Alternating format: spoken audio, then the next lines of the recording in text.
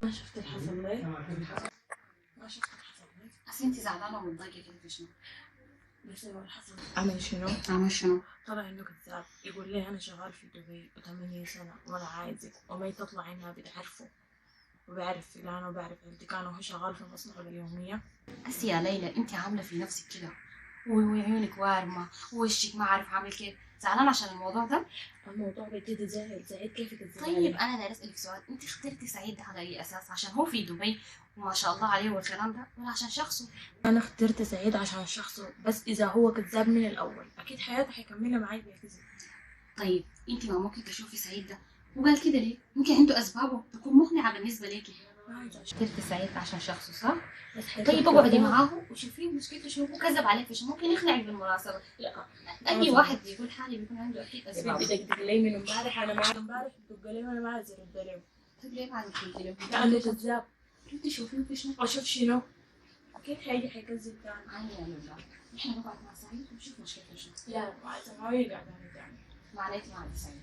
انا انت لو عايزة عايزاه ما سعيد. بتقولي انا كلام. عايزة سعيد، لكن سعيد لو عايزاه كذاب. ما بتقولي. احنا نقعد مع سعيد ونشوف لو ما اقنعنا طلع على الولد ما في وعيب، انت ترفضوه ليه يا لولا؟ الراجل لو كذب مرة حيكذب ألف. انا ما عايزه، انا خايفه على نفسي، شايفاه سعيد ده كويس جدا جدا وممتاز بس ما في كلمه. كذاب.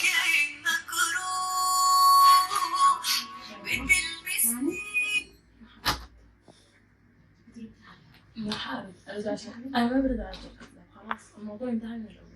انت خلينا نلاقيه ونشوف. انا بدي لهم انتهيت وسلمته دقيقة ردي اي عليه شيء. واسمع الكلام، ردي عليه. ما بقول لك ردي عليه. لا ما ينفع. انت عنيدة شديد بالمناسبة وعنادك ده بيرجعك ورا. هو كذاب لكن يبقى انت اهم حاجة الانسان يكون اخلاقه، ما بتمشي لمرأة انا تنقذه مي انت الكلام عارفه كله. مي بتكذب علي، مي ما بتكذب علي. والضمنك شنو؟ انا اصرف مي، ولو كان كلامه صح كان في ساعات اتكلم مع مي. خلاص انا مصرة اني نقعد مع سعيد ونشوف الكلام ده صح ولا ما صح.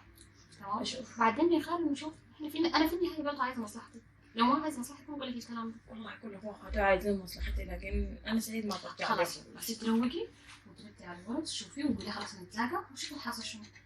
خلاص تمام. اتفقنا؟ ما عايزة كذا. بس يعني انا والله بالزمن ده يا لولو بجد الموضوع بقى صعب شويه، ممكن تقدر تخرج الانسان منو اللي عايز مصلحتك ومنو ما عايز مصلحتك، عرفتي؟ اللي بتقولي على الولد اتصل ثاني ده رقم غريب. ردي بس تقولي فبتحول لحد جديد. ردي يا بنت. الو، السلام عليكم. مين معي؟ صاحب سعيد. بس معلش انا ما عايزة اتكلم في الموضوع ده، ما عارفة. صاحبك كذاب، انا اتكلم معاكم على اساس تاني. سعيد كذب علي مرة، حيكذب علي 100 مرة. لا لا لا، ما عايزة اقعد معاه ولا عايزة اقابله. ما عايزة اقعد معاه، ما عايزة اقابله، ما اعرف، ما قادرة استوعب لسه. خلاص تمام كده، انت اديني كم يوم وانا اكلمك. كم يوم كده ان شاء الله وانا اكلمك، بس فرصة. شكرا لك، سلام. بس ما تخلوا هو يتصل لك. سلام. عايزين نعيش. انا عايشين. انا مش هيك بدنا الناس داعي عشان ما احرج، عشان انتوا بتقولي انت ليه خليتني انا اتكلم معاها اصلا؟ يومين دي كنت فكرتي فيها وجديتي كده واستخرت كده ربنا قلت لك ربنا كده